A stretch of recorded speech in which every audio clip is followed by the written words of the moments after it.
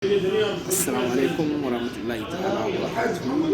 Barkan ku da warhaka, barkan ku da lokaci. Ya kuke ya sanyi kuma ya jama'a kuma. Kana muku wata masu fata alkhairi. Na ku dai ne a bas na kowa irin wannan sabu gani da irin wannan.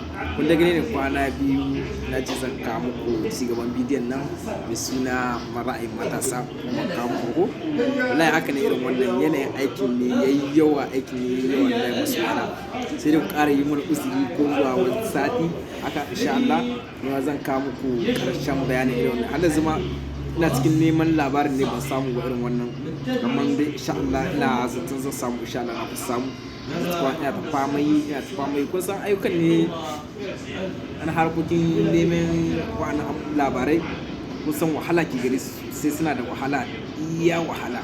Wallahi na sha wahala wajen sati uku na ta yi, amma yanzu insha Allah na kusa cimma abu. Amma ku dai hakuri, ku ƙara yi mana hakuri insha Allah. Zuwa sati mai zuwa insha Allah zan kawo muku cigaban bidiyon nan insha Allah.